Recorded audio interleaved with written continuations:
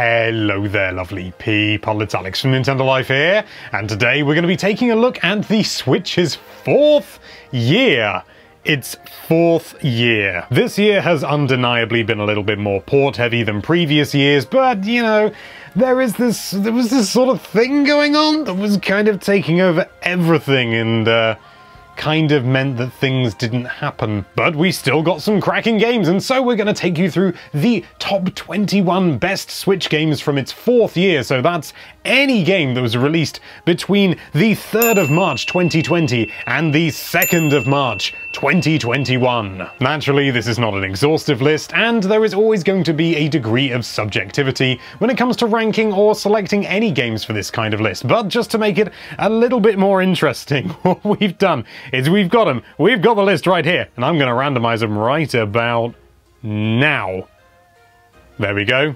They are now in no particular order. Punchkey's excited. But anyway, that's more than enough waffling. Let's dive right into things.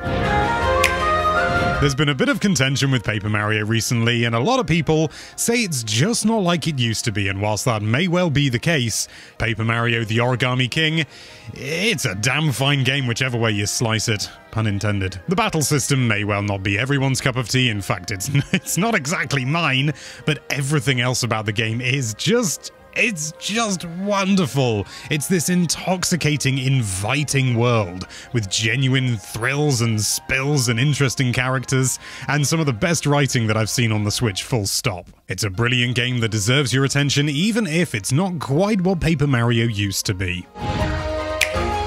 Do you remember Harvest Moon? Do you remember how great that series was, and then weird stuff happened, and now the series is, well, not split, but we've got the Story of Seasons, and that's really what Harvest Moon is now, but not officially? Story of Seasons Friends of Mineral Town may sound familiar, and that's because it was originally on the Game Boy Advance, and this is straight up a complete remake. For some people, by modern standards, the gameplay may be a little bit simplistic, but that's part of the wonderful charm of it. Whilst other games have gone down the complexity route and allowing you to do so many different things, there's something simple and pure about this offering here. The farming mechanics may well be simple, but they're very satisfying to play, and a wonderful way to just take a little bit of downtime after you play the next game on our list. It's a charming, relaxing, engaging, and just overall lovely way to decompress after a long, hard day of playing Doom Eternal. Now, I loved the original Doom 2016. It's weird to call that the original, because it really isn't. But I love Doom 2016. The fact that they got it running on the Switch was fantastic. And then when they announced that Doom Eternal would be coming to the Switch at the same time as all the other platforms, you better believe I was like, that didn't happen. But it did finally come to the Switch, and this is just absolute mayhem. I love this game to death. I actually went back and tried to play the original, and the original is still really good fun, but it really... The Doom Eternal is just so much more frenetic in comparison. It's actually baffling. If you have played Doom Eternal and you haven't played the original for a while, I encourage you to compare the two, because my word, this one's so much faster. Everything is designed to keep the flow of combat constant. There is no breathing room, and it's always trying to encourage you to use different weapons every single step of the way, whether that be due to certain enemies' weaknesses, or more likely you've run out of ammo. Yeah, ammo is scarce, and originally I thought that was going to be a bit of a pain, but it forces much more interesting situations to emerge. I'll be honest, there were quite a few weapons in Doom 2016 that I just basically didn't use, and that is absolutely not the case with Doom Eternal here. It's a shame that the multiplayer is a bit, lackluster, but if you look at this as a single-player game, one of the best shooters on Switch by far. Oh, this is a weirdo little inclusion. What the golf? Oh god, this game is so bizarre, and I love it to death. On the face of it, it is a golfing game. You just play golf, and, you know, it starts off fairly simple, and then all of a sudden, it starts changing the rules, and it is always changing the rules. Whether it's all of a sudden you're no longer hitting a ball, but you're throwing your club or something, and you're still trying to get it into the hole, or maybe you hit the ball, or you're trying to move the hole. Honestly, there are so many weird and wonderful things they do with the idea of golf. I don't want to spoil too many of the mechanics that they use, because it really is best experienced first firsthand, but let's just say that this is definitely one of the most original, bizarre, and satisfying games on the Switch right now. If you like a golf game, but you want something a little bit different, whoa, this is certainly different. Super Mario 3D World on the Wii U, that was good, wasn't it? Why wasn't it faster though? And that's the question that clearly spawned this port. Super Mario 3D World was already one of the best Wii U games available, and it took far too long to come to Switch. I don't know why it took so long, but it's here now, and that's the most important thing, and they have made it so much faster.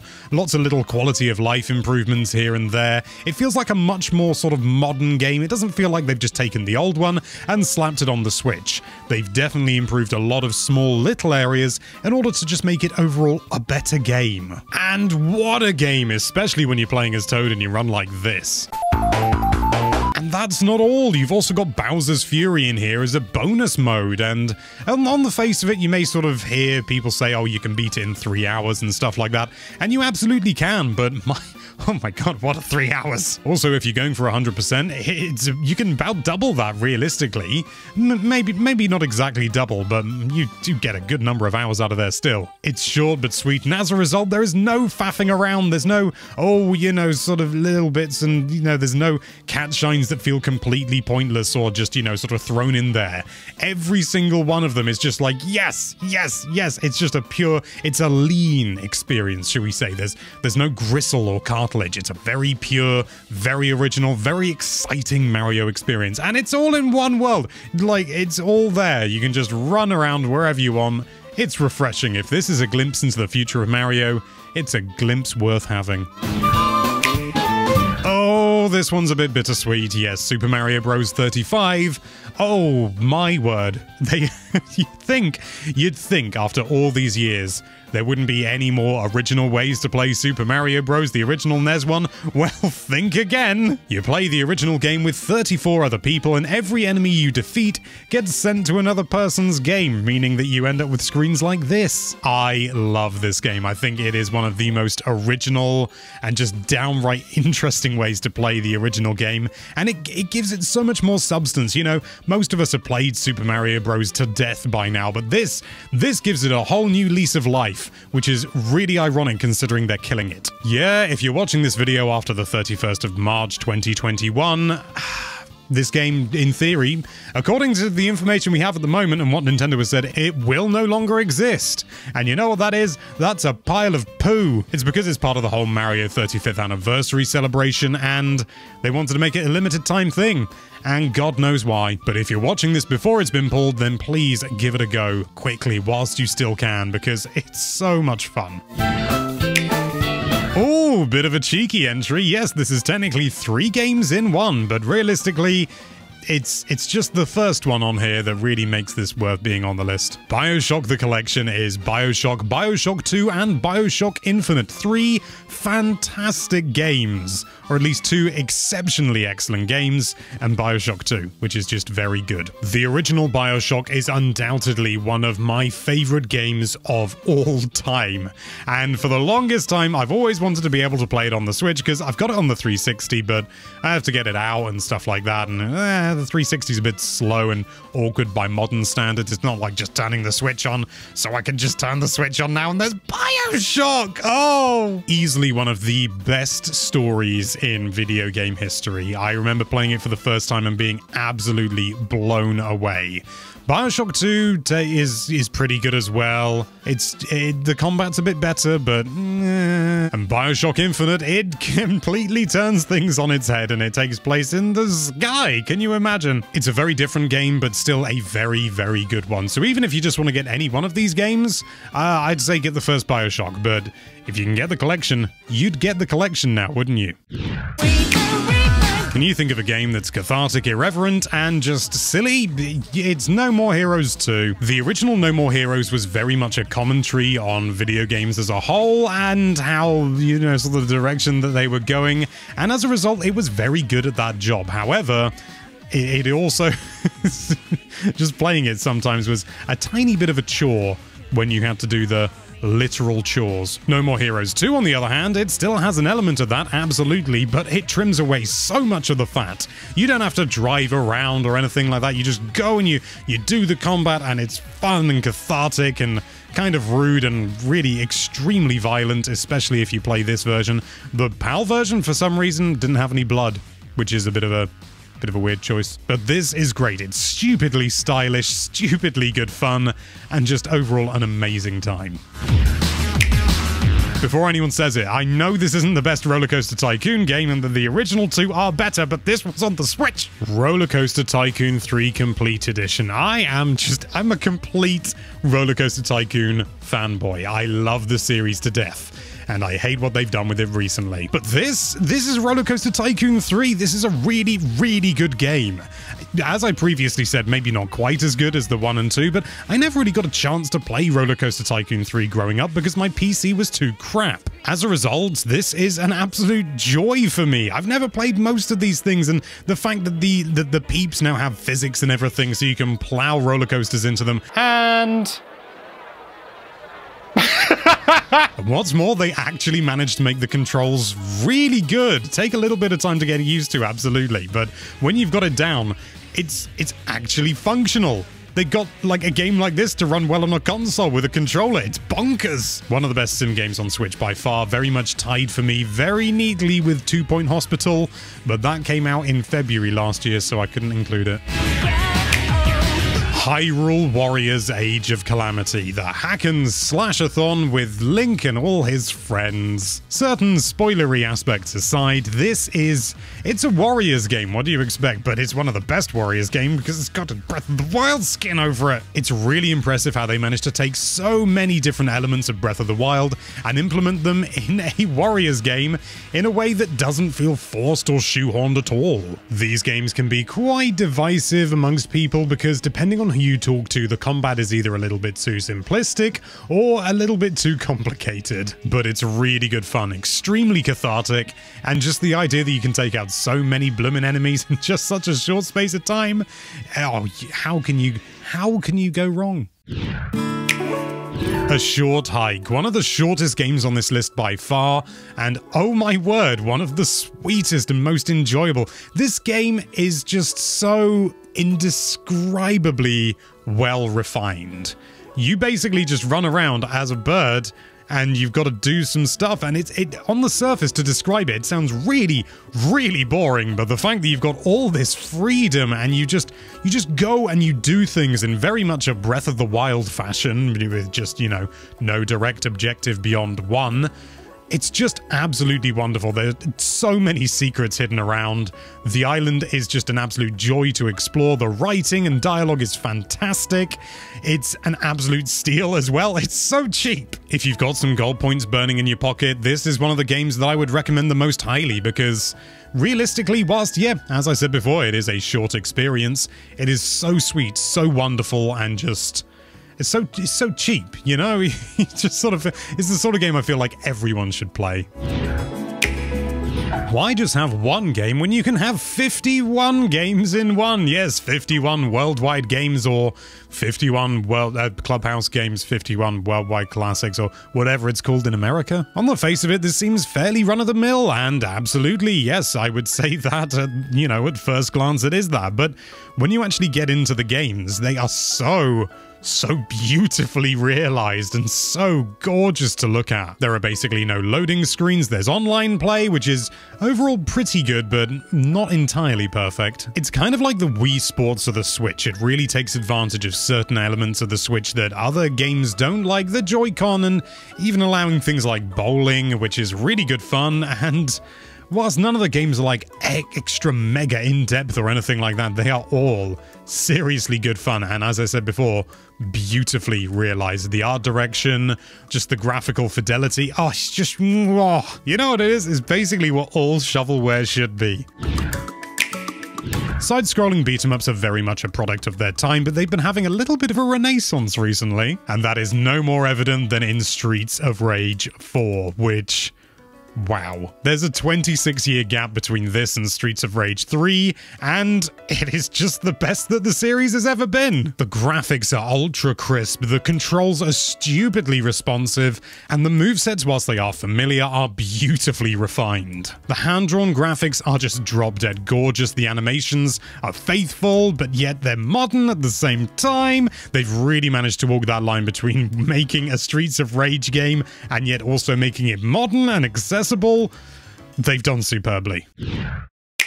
Do I even need to talk about this one? Animal Crossing New Horizons. Oh my great goggly goodness, wowzers, trousers, and everything else. Without a doubt, this is easily the best Animal Crossing game that has ever been released, and flat out, one of the best Switch games that has ever been released. You do very much what you do in all other Animal Crossing games, except you can do so much more here as well. I mean, you can put things outside!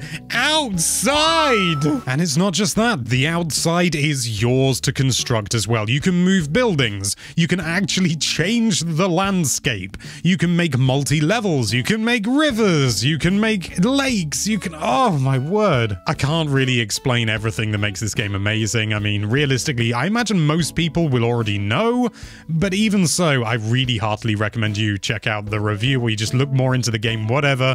If you want to learn more about it, if you don't, for whatever reason, somehow you haven't learned, this is just a spectacular game, and look at it. Is it not just the prettiest little sausage you've ever seen?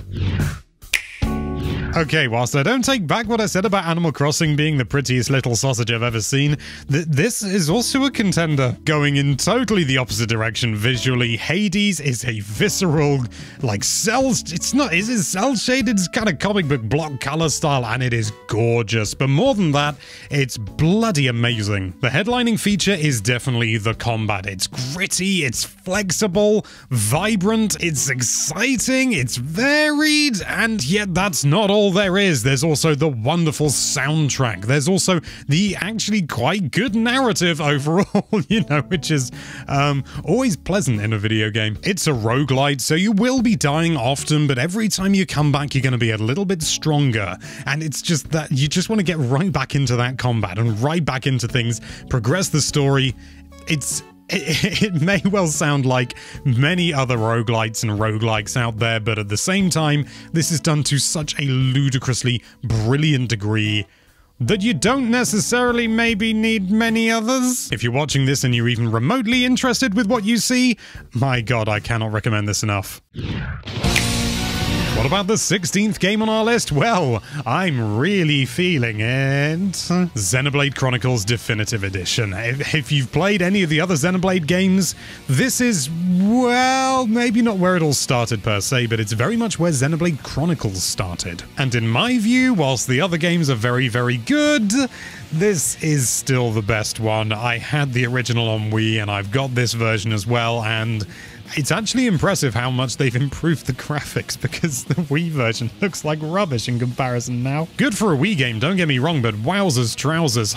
You know, those rose-tinted spectacles definitely need some polishing. It sounds very unimportant, but one of the things that I've always loved so much about Xenoblade is the fact that the cast is from the United Kingdom. And that sounds like a very minor thing, but for such a big, major game to have a fully, well, nearly fully UK-based voice cast, that's incredible, and that's something it just sings to me as a result. I genuinely identify with the characters in a way that I maybe wouldn't do entirely if they were US-based, as so many other RPGs are. Combine that with interesting, fluid combat, a load, and I mean a load, of quality of life improvements over the original, the previously stated much better graphics, which you're probably not going to be able to fully appreciate because YouTube hates the grass in this game for some reason, and what you're left with is one of the most original, interesting, and just downright original RPGs available on the Switch right now. Whoa, lordy. It's got a new chapter as well, which isn't as good, but it's there, and it's more content, so yeah, the main game is flat out amazing, though. A Microsoft game on my Nintendo Switch? It's more likely than you realize. Yes, Ori and the Will of the Wisps. In lieu of Nintendo ever releasing a new 2D Metroid game, we have others creating beautiful, wonderful games in the Metroidvania genre, and this is one of the best by far. It's a sequel, unsurprisingly, to Ori and the Blind Forest, and it is glorious. It definitely changes things up to a degree over the original and introduces certain Hollow Knight aspects, shall we say, but I mean, come on, that's no bad thing. Hollow Knight's one of the best games ever. But the most important thing, the movement, it's still here in full force, and it's arguably better than the original, and it's so good. It's also, unsurprisingly, an absolute visual delight, and more than that even. It's actually a very touching game, a very touching story. It's very subtle in its narrative and how it presents it, maybe not quite as subtle as the original, but it doesn't like shove it in your face. It is just so lovely and so wholesome and delicate and it's just wonderful. It's like a cozy blanket that can sometimes make you feel sad.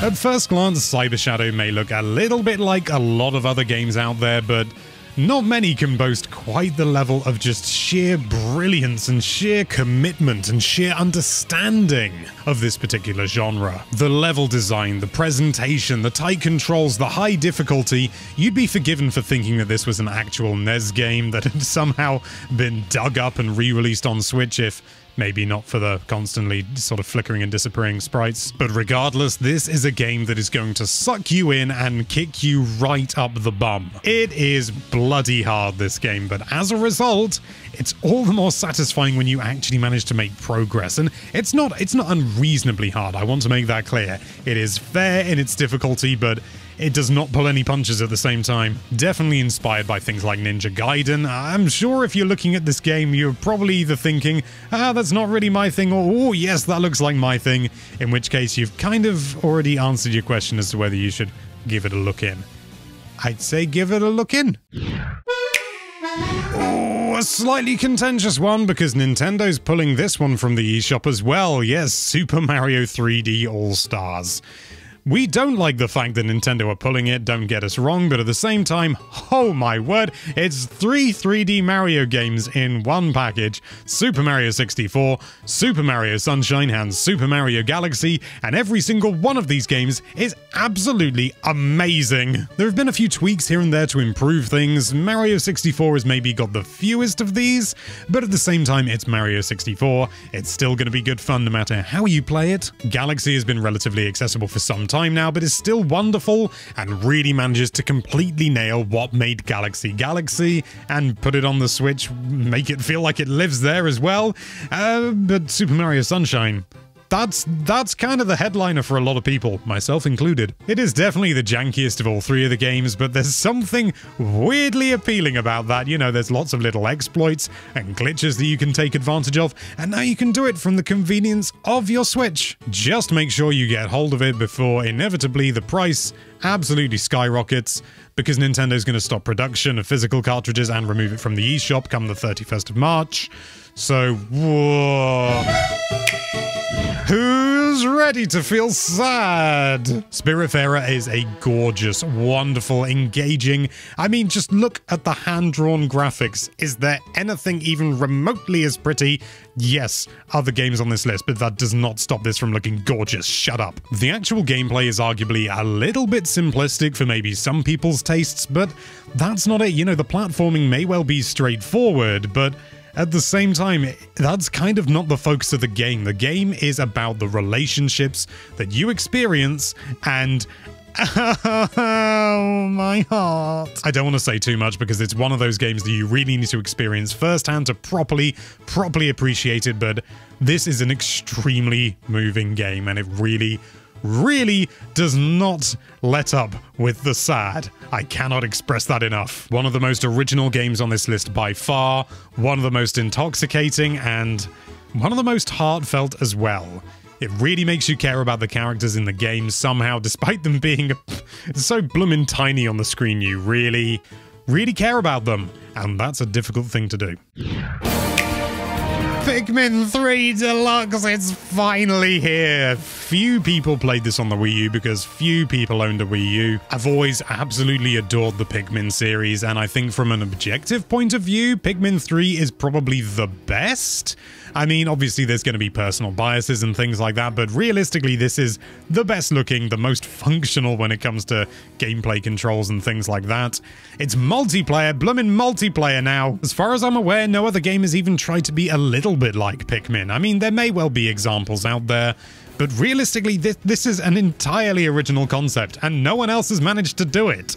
And it's available on the Switch, and you get to play as Alf, and there's more storyline stuff where you can play as Olimar and Louie, and there are more bonus challenges. This is undoubtedly one of my favorite Wii U games, and as a result, it's one of my favorite Switch games. I love the charm, I love the Pikmin themselves. I love playing as Olimar in Super Smash Bros. Ultimate, even though I still can't play him very well. Pikmin, in my view, is one of those undersung heroes, at least maybe in the broader spectrum of Nintendo. I'd certainly say the hardcore fans were a little bit more aware and a little bit more sort of praiseworthy of it, but I really cannot recommend this game enough. If you look at this and you think, ooh, that looks interesting, that looks exciting, please give it a go. There was a demo. Is there still a demo? Add text on screen, confirm or deny.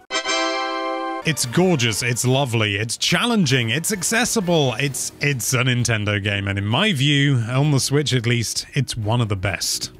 And there you have it. Those are, in our humble opinions, the 21 finest games to come out in the Switch's 4th year. Did your favourite game miss the list? Then let us know what it is in the comments down below. Thank you so much for watching. If you like this video, then why don't you throw a Pikmin at that subscribe button?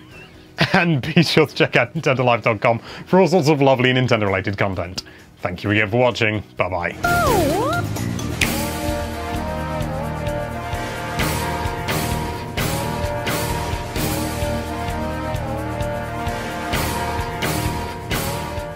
Oh, can't believe I never thought of that as a subscribe button thing yet. Punchkey's excited. You smushy bugger. Mwah. Off you pop.